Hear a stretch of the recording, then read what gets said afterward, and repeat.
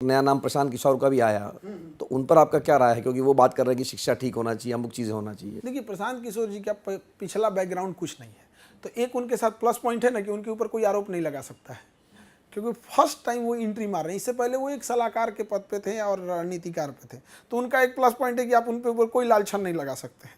इसका वो भरपूर फायदा उठा रहे हैं कि हम ये कर देंगे, यहाँ चेंजिंग लाएंगे, वहाँ चेंजिंग लाएंगे, और कर भी सकते हैं, क्योंकि रीजन क्या है कि उनको विरासत में कुछ नहीं मिला था। जो इंसान कर रहा है उनके नो डाउट यहाँ पे, तो उनमें कमियाँ क्या निकाली गई कि वो पांडे हैं। मतलब इतना मंथन करने के बाद उस इंसान में एक कमी निकली कि वो पांडे हैं। ये क्या कमी निकली? अब नरेंद्र मोदी अगर बिहार से चुनाव लड़ते पटना में ना, तो उनमें एक कमी निकलता। वो तो बनारस से चुनाव लड़े, जीत गए, अब तो बनारस से ही लड़ते हैं। अगर वो पटना से चुनाव लड़ते तो एक कमी निकलता है कि बाहर का है, गुजराती है। पक्का बता रहा है। आप इसरो के वैज्ञानिक को लाइए, बिहार में चुनाव ना हरा दिया तो कहिएगा मुखिया के चुनाव में हरा देगा उसको। जिस राज्य में धोड़ी चाटने वाला गाना ट्रेंडिंग में जाता होगा, नीचता की हद है। वो गाना गा रहा है, ये नीचता नहीं है। नीचता ये है कि यहाँ हम 12 करोड़ लोग उस गाने को ट्रेंडिंग में बना के उसको ट्रेंडिंग में पहुँचा देते हैं। इससे नीच हरकत क्या हो सकती है? यहाँ भाभी को नचनिया बनाया है सब।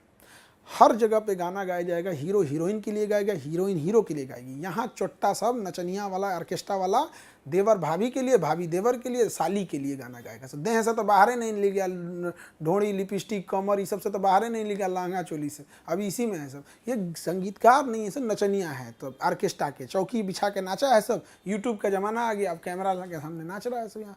तो वैसे मानसिकता को कैसे चेंज करिएगा? बहुत दिक्कत आ जाती है। तो जो आपने कहा कि भाई पांडे निकाल दिया या इसरो का वैज्ञानिक है उसकी भी जाति निकाल देंगे, जो भी है, तो बिहार में जो राजनीति की बात जब होती है तो ये माना जाता है कि लोगों का तय है कि मतलब वो किसको कितना वोट डालेंगे, कौन सी 80% लोगों ने तय कर रखा है कि भाई। हाँ, तो ये कभी बदलेगा आपको? तब बदलेगा जब यहाँ के लोग पैसा कमाना सीखेंगे। तब जब ये पैसे कमाएंगे तब इनको समझ में आएगा कि हम ऐसे खटिया पे बैठने के खाने के लिए नहीं हैं। जब ये पैसा कमाने लगेंगे तब इन्हें लगेगा कि यही मंत्री होकर हमारा 500 रुपया भीख देगा, 1000 रुपया अपने जेब से दे देगा।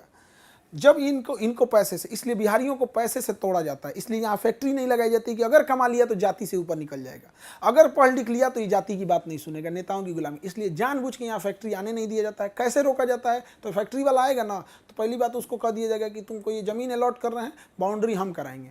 कोई भी फैक्ट्री वाला आता है, फिक्स होता है कि बाउंड्री कौन कराएगा। 10 रुपये ईंटा बाहर मिल रहा है तो उस इंसान से आपको कराना है, क्योंकि वहीं का वो गुंडा है। 20 रुपये ईंटा लेगा, प्रति ईंटा 20 रुपया। आपकी मजबूरी है, फैक्ट्री वाला भाग गया। अब बाहर में एक ईंट 2 लाख ईंट लगता है एक फैक्ट्री को कराने। 2 लाख तो हम कम बोले, 10-10 लाख ईंटा लग जाता है। बड़ी सी फैक्ट्री होती है, आप अपने मन से टेंडर नहीं निकाल सकते हैं, तो जानबूझ के भगा दिया जाता है। अब गरीब इंसान क्या सोचेगा? गरीब इंसान की क्या ज़रूरत होती है? पेट भरना होता है, और कोई उसे सता दिया तो उसके पीठ पे कोई थपथपाने वाला चाहिए।